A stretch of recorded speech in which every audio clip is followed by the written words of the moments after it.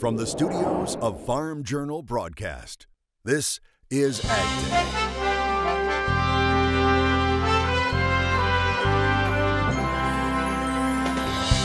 Trade may be top of mind, but Washington is ready to continue its work on a farm bill. Will legislators take up immigration reform in 2018? In agribusiness, that still fear and panic is still running this market. Machinery Pete says there's value in good used farm equipment and helping an endangered bird find its future in Louisiana. Agday, presented by the Chevy Silverado. High-strength steel for high-strength dependability. Good morning, I'm Clinton Griffiths. While trade, tariffs, and weather grab headlines, legislators in Washington are ready to move forward on a new farm bill. House Ag Committee Chairman Mike Conaway saying the House will likely vote on a farm bill conference next week. Both chambers passing their own versions of that farm bill last month. Conaway saying he's currently working on the list of conferees and is putting together all the committees that might have a jurisdictional say in the deal. Now, Ranking Member Colin Peterson met with Conaway last week. It was the first time in 8 weeks.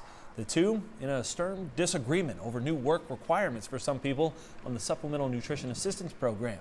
Peterson saying if the bill gets to conference this week and if people are sensible, it won't take long to reconcile.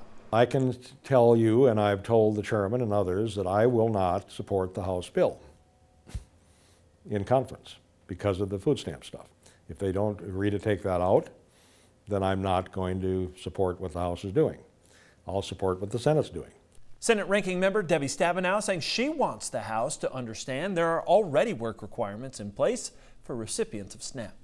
Also in Washington, 2 immigration bills were shot down in June by House members. That legislation would have provided provisions for migrant ag workers. National reporter Betsy Gibbon joins us with whether any ag labor provisions could come up again this calendar year. An assembly line of products doesn't get to the consumers without a workforce at the farm. Finding enough hands to do the work is an issue the ag industry is still trying to solve. We must get them out of the fields and the groves and the orchards where they grow. That's a pretty simple concept, is it not? The industry will tell you it's more complicated. The produce industry really wants to have a legal workforce. This is a 5-minute vote. The House of Representatives voting down 2 different bills during June. One from Representative Bob Goodlatte focusing on ag workers and aiming to fix the H-2A program. And another piece of legislation considered a compromise bill, which later nearly included some of those Goodlatte provisions. The Ag Guest Worker Act split between the produce sector. We have been on board a long time. It just wasn't a good bill from our perspective. The dairy industry wanting more change. The Goodlatte bill was a step in the right direction. It wasn't the total fix that we need. Before both were defeated on the floor. The bill is not passed. Goodlatte staff telling Agday they're waiting on what's next. I think that's the main concern, is that their existing workforce could be at jeopardy. We have failed to get any action in the House of Representatives for over the last 20 years. We have passed bills in the Senate to go nowhere, but yet our strategy in the House has not been working. You've got to understand the two bodies are different, and we've preached this. House Republican leaders say this legislation may get a second or third chance later this month, but some lawmakers think it may not happen. What is frustrating to me is all of those things should have passed easily in a bipartisan majority now, and we wouldn't have to wait till July, but I'm just not too sure anybody's got the political desire to go out and do it in July. Yeah, there'll be a bill, but will it pass? No. Nothing has that I've seen can convince me that any immigration reform bill will pass the House, let alone the Senate. Wiesmeyer believes the best chances are in 2019. You're going to have increased odds that we're going to have true immigration reform in 2019. Not even after the elections. It's just too sensitive of an issue that's tied into both political parties into electioneer hyperbole. The dairy industry, which needs year-round workforce, seeking more of a pathway. We have a lot of great workers that would like to stay here. They just need a pathway. They need some security to know that they could live and raise a family here. There just seems to be such a gridlock on immigration, and it's And I think, like I say, both parties need to figure this out. Work somewhat fixed in Washington. I've directed our team at USDA to work closely with the Department of Labor, Department of Homeland Security, and the Department of State to administratively streamline the process where we can. We're making progress in that area, but you can only go so far administratively. Remains a debate as the industry in Washington try to agree on what's best. All right, thanks, Betsy. Carr says he's increased visas. His business now at an all-time record of 840 workers this year.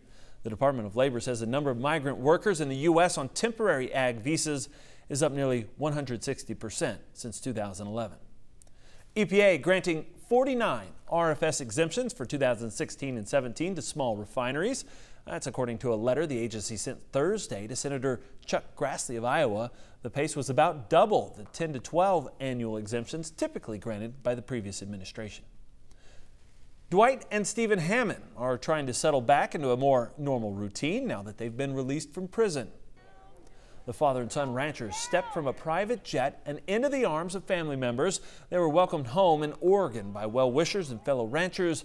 The two received a presidential pardon for their federal conviction of arson on federal lands. They were sentenced to a 5-year prison term under an anti-terrorism statute.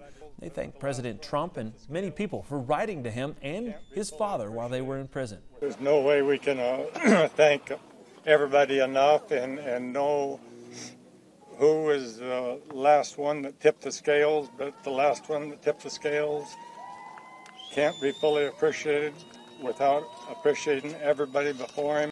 Trump has, as far as I know, been responsible for the buck stops here stamp. God bless him. A lawyer for the Hammond family said they remain focused on their attempt to restore grazing rights on Bureau of Land Management acreage.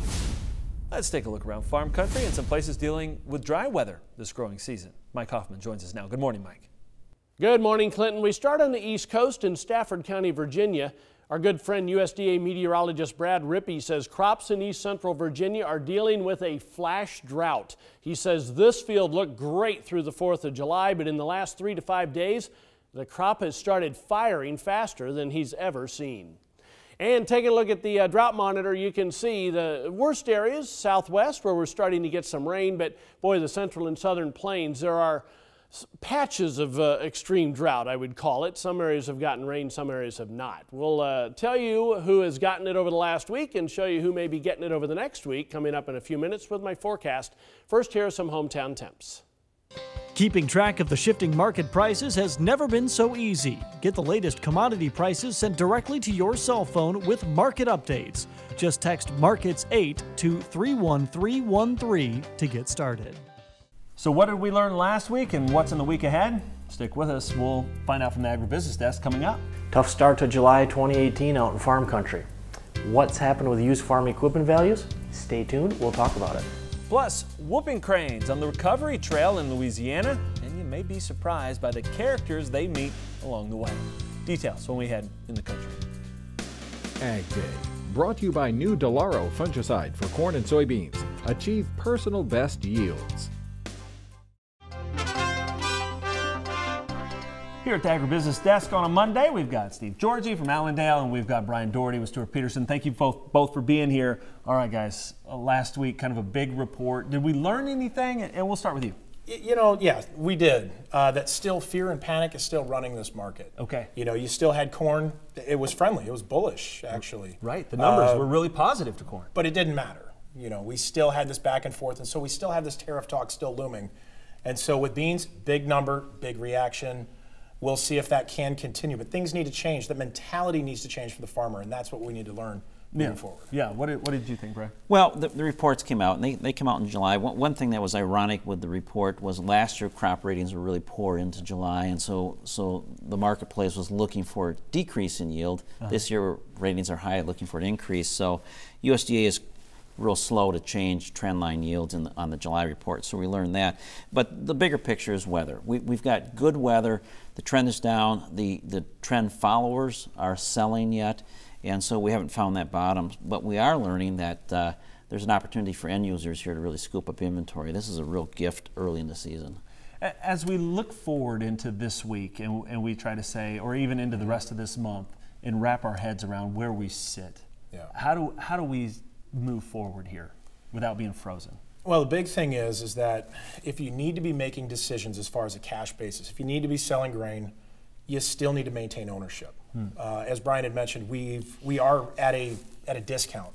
We probably are undervalued at this point. So if you have to make those decisions, buy them. Look at owning calls. Look at trying to find a way to position yourself non-marginable, though, because we don't know when the bottom is in. Right. We don't know if we're going to continue to go lower yet or not. But with that kind of attitude, maintain ownership. If you've got to sell cash, find a way to own it still on the board. Yeah. But moving forward, though, I mean, that's really what it is. Otherwise, we're at a point right now where people are angry. Farmers are upset. Yeah. We're at such low prices where it does matter.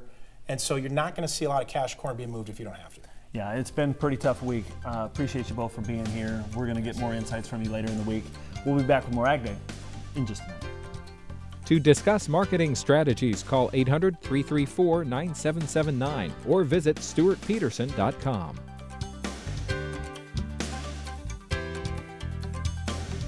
To talk to Steve Georgie one-on-one, call Allendale Incorporated at 800-262-7538 or head online to allendale-inc.com. Welcome back to Ag Day on this Monday morning. Mike, if we look at rain over the last week, some of those Gulf Coast states have been pretty dry, but getting a little rain. Yeah, especially East Texas, Louisiana, some areas that were starting to dry out. They have had some decent rain, at least in parts of the area. Now this map is showing the estimated rainfall from radars a week ago Saturday through this past Friday, so over a week period there, and you can see those areas along the Gulf Coast. This is all very patchy though, because that's what happens during this time of the year, is you get scattered afternoon thunderstorms every day. But you can see eastern Texas, Louisiana. Also the Southwest finally starting to see some rain, now not everywhere, but we saw some decent amounts. Parts of southern Arizona, northwestern Arizona had 1, 2, even 3 inches of rain in places, and you can see that was really across New Mexico to a lesser extent as well. Farther north then, the northern plains, especially Minnesota, some of the Dakotas, back into parts of Nebraska and over into Wisconsin, UP, and Michigan, seeing some pretty good rains in places as well. Here's the jet stream as we start this week. We have a pretty good trough digging into the Great Lakes. That'll bring a shot of cooler air for 2 or 3 days. There's Wednesday. Heading through the end of the week, then you can see another little trough kind of coming through. We're kind of hoping this has some decent moisture again with it to bring some rain to places that are starting to dry out through the central corn belt. And then as we head through time, the ridge tries to come back for a little while, but then we have this next trough digging in. And like I've been saying for a while, I believe this will probably kind of be the pattern as we head through the second half of summer, with more troughiness in the east, more ridging in the west. You'll still get a lot of monsoon moisture, though, in this situation as well. So temperatures this week, northern half of the plains from the Ohio River through the Great Lakes, I'm going below normal for a change. Above normal right along the eastern seaboard, Gulf Coast, most of Texas, and also from Utah westward to the west coast. Precipitation over this coming week, we are looking at below normal, the Dakotas, back through the northern Rockies, most of the west coast, and also central and eastern Texas into the bulk of Arizona. Other places that are looking above normal is the southwest, where that monsoon moisture continues, and also from the central Mississippi Valley all the way to the eastern seaboard. A lot of that area should be above normal over the next week or so. 30-day outlook for temperatures below normal for the Great Lakes, northeastern plains, above normal southeast, most of the west except the Pacific Northwest. 30-day outlook for precipitation above normal in the southeast, and then kind of a strip through the northern Mississippi Valley, southern Great Lakes back into the southwest with below normal areas, south central plains, the northeast, and the northwest. That's a look across the country. Now let's take a look at some local forecasts. First of all, Bowman, North Dakota, lots of sunshine, more pleasant, high of 83 degrees. Mobile, Alabama, muggy with a thunderstorm in places, high of 90. And Utica, New York, a mix of sun and clouds, maybe a spotty storm, high of 90. Up next, a bright spot in equipment right now is the value of machines still in good shape. Machinery Pete has some examples straight ahead, and going to great lengths to help rebuild the population of a threatened waterfowl. We're facing tough times in many areas of farm country between struggling grain prices and uncertainty associated with trade tariffs. And as Machinery Pete points out this morning, there's strong demand for good quality used equipment. All right, folks, let's get right down to it. 2018 here, July, off to a tough start out in farm country. We've got all this negative pressure with the tariff, trade war stuff, commodity prices falling. So what's happened with used farm equipment values?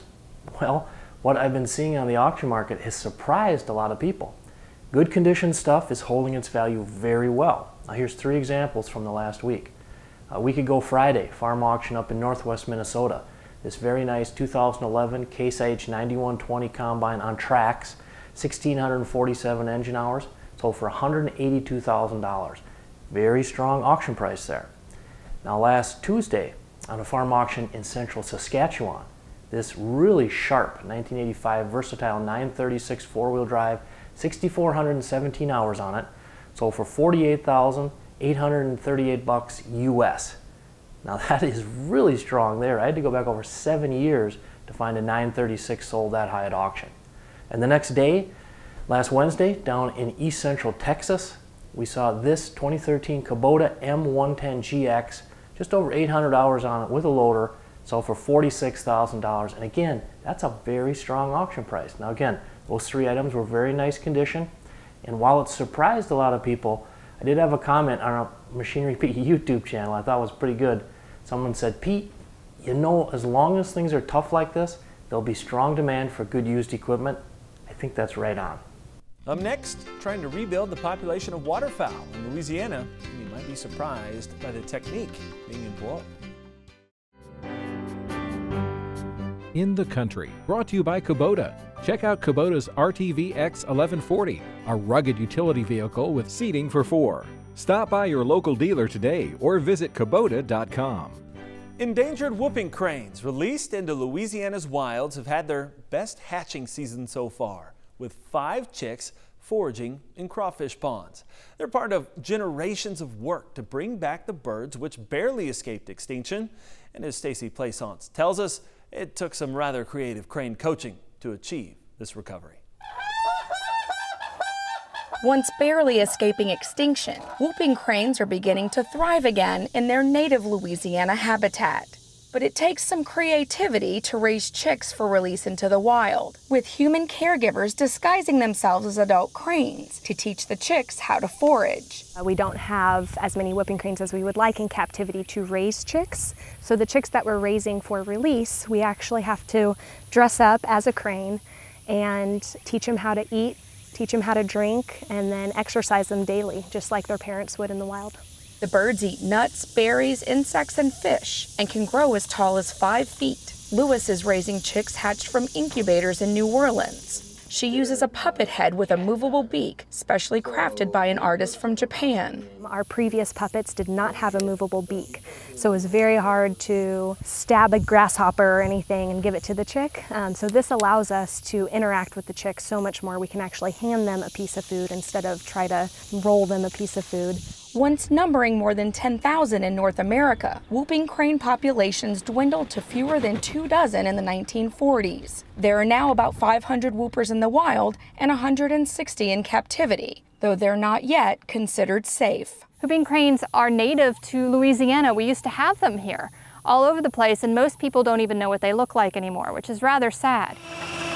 But there are signs of progress. The number of cranes has risen by about 1/3 since the early 2000s. And wild cranes in Louisiana are having their best hatching season so far, with 5 chicks foraging in crawfish ponds near the coast. Once they leave the marsh and find the rice and crawfish agriculture, they tend to love it because it's basically managed as a shallow wetland, which is the exact kind of habitat that they want. Habitat loss and overhunting nearly drove them to extinction. A comeback would be a win for the species and the environment. They eat some of the foods and some of the insects and all the fish and things that help keep those balances that we need to in the brackish areas in the seawater. But it will take time. Chicks aren't counted as part of the flock until they can fly. And at best, yearling cranes have only about a 50% survival rate. Still, efforts are stronger than ever in Louisiana to keep the species alive. Caregivers doing all they can to give these rare birds every chance at survival in the wild. Stacy Plaisance, The Associated Press, New Orleans. All right, that's all the time we have this morning. We're sure glad you tuned in, spent part of your day with us. From all of us here at Agday, I'm Clinton Griffiths. Have a great week in Farm Country.